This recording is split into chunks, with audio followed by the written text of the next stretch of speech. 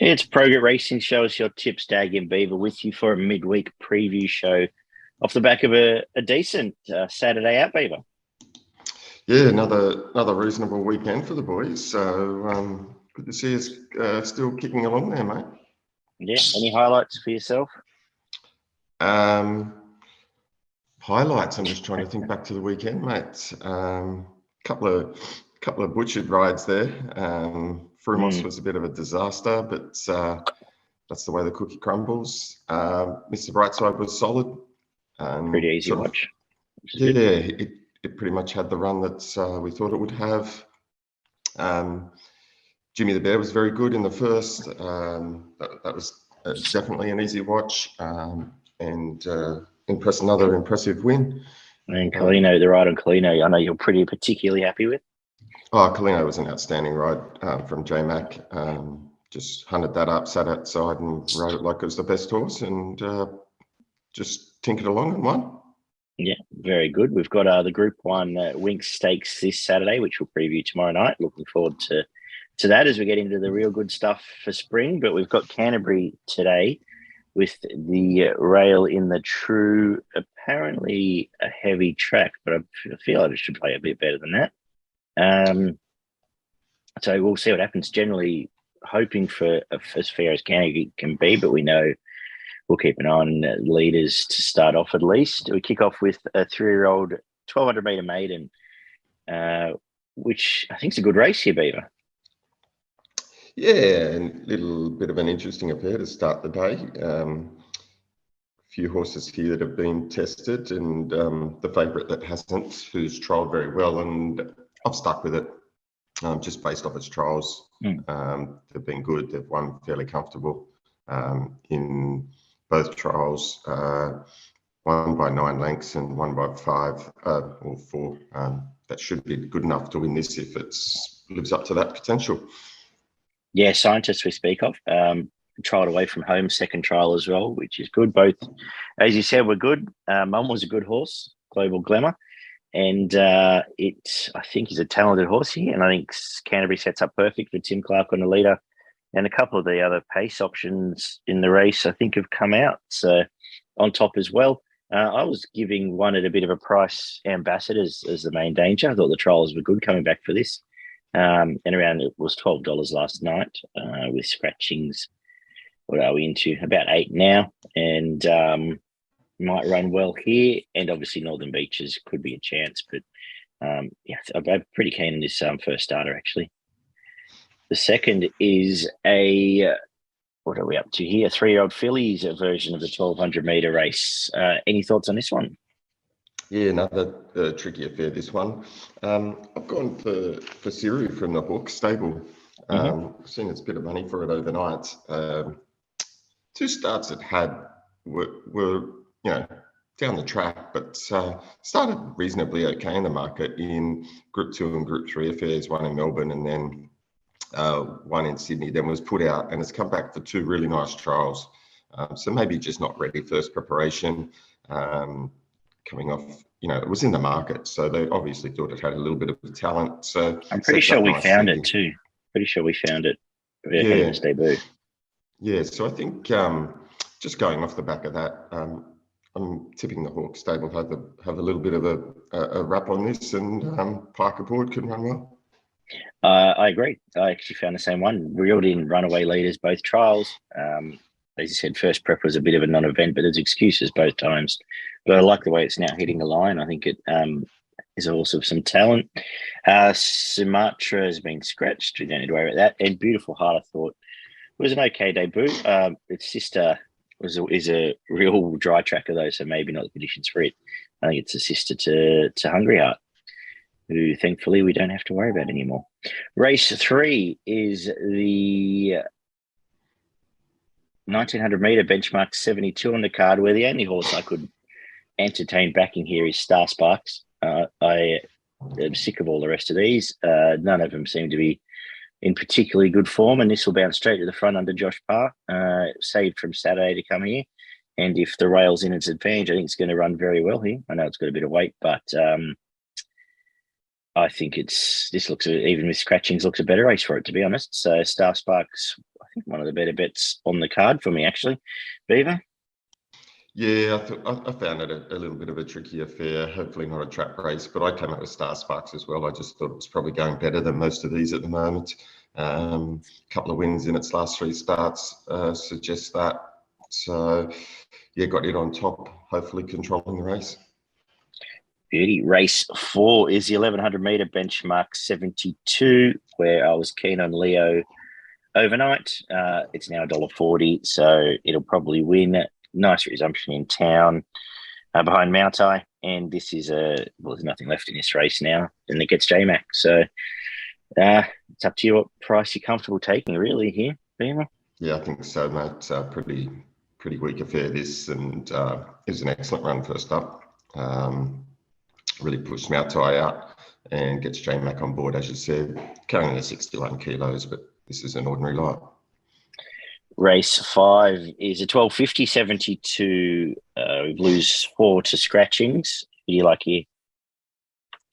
Yeah, look, any one of the 7 runners here can win this race. Most open race on the card.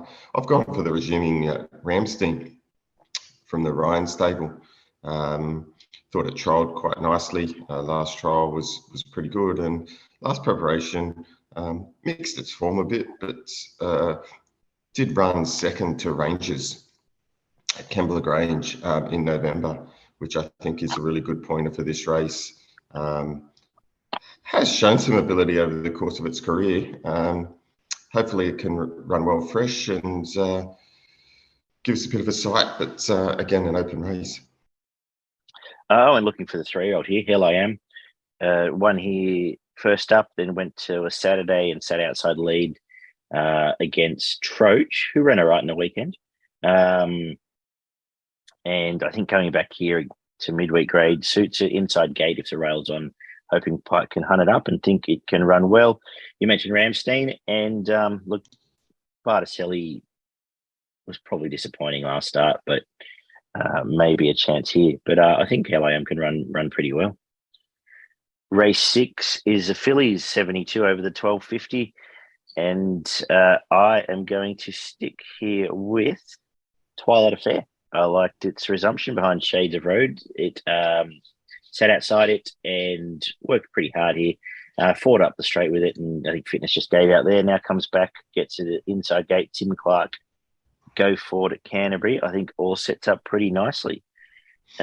Roots has been scratched, which is good because I had a question mark on it. And not all else I want to talk about. Petulant's been good. Has been had no luck this prep, but comes through the same race and was wide on that occasion, so probably a chance. But sticking with the Waterhouse team again here, Beaver. Yeah, same as me. I think this sets up really nice for Twilight Affair now with Roots out. Inside gate, jumps to the front, has that fitness now under its belt. A fourth to Shades of Rose, beaten 4 lengths. Shades of Rose has since come out on the weekend and shown that it's a quality horse. It's probably, again, we missed it at the start, but an outstanding win. It's got some ability, that horse. So either beat this field by 4 lengths pretty comfortably, but this time gets to sit on the fence and probably control the race here. Super hard to beat here. Lovely. And we wrap up the day with a 1550 72. How are you finishing off? Yeah, I'm finishing the day with Green Flash. Now it's got McDonald aboard, and again, drawn the 1 gate. I think it gets to sit just off the speed here. Thought it resumed quite nicely. Only got beat by Wild Chap, who is a freak at Canterbury, who flashed down the outside and beat it. It was pretty much home in that race. I think here, with that fitness improvement, runs really well. I had Flower Moon on top. I've liked its last couple of wins, but obviously the form didn't really stack up with Air of Alsace last week. But I think it's got a bit of ability and gets through the wet all right. Jay Colladon, and with all the scratchings, should get a reasonable run. Obviously scared of Green Flash, who may just bounce straight to the lead and not give anyone else a chance, which is the main concern.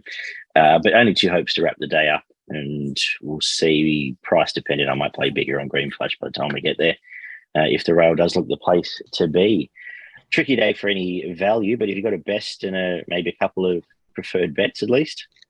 Yeah, look, my best on the day comes up in race number 6, number 9, Twilight Affair. I think it's the best bet of the day. And my value bet comes up in race 5, number 6, Rammstein, about the $6 mark. Lovely. I'm going to make my value Seiryu for lack of too many other options. And I think my bet, obviously Leo's going to run well. We'll make my best. We'll go for Scientist in the first, but I also think Twilight Affair is going to run really well. And I think Star Spark, I think it's a good day for the Waterhouse team. I think Star Sparks will run well too. So yeah, not a bad betting day. At Canterbury, don't know if we can say the same as we head down to Cranbourne for our contractually obliged preview of midweek racing there on a heavy 10 for progretracing.com.au. I'll preface this by saying I don't bet at Cranbourne because I can't stand the track, and this card did even less to enthuse me, but hopefully Beaver's got some winners along the way as we kick off with the rail out 9. Yeah, as I said, on a heavy, so let's just see how we making up ground there with the rail out that far. But we kick off with a mile maiden. Anything to start the day? No, I didn't have anything to start the day. I left this one alone. A little bit too tricky for me. Yeah, Sisselfine got scratched, so not much left here I want to talk about. 1300 meter maiden is race 2, where I will leave to you as well, Beaver.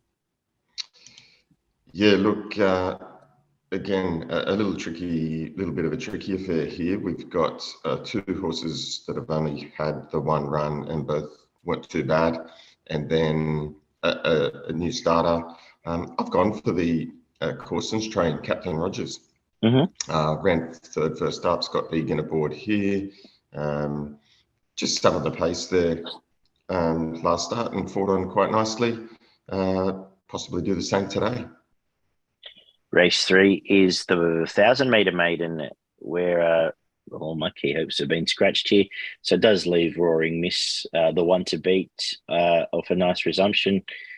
Have you got any other thoughts? Yeah, I thought the same as you. It was a nice little resumption. Has trialled here at Cranbourne, so seen the track. And we know it'll go straight to the front or be on pace. John McNeil aboard. It looks probably the hardest to beat. Race 4 is maybe the most interesting race today, a 64 1200 meters, where Botany was a horse we were keen on, I'm pretty sure, heading to town last prep and just had no luck at all chasing Adela Moore.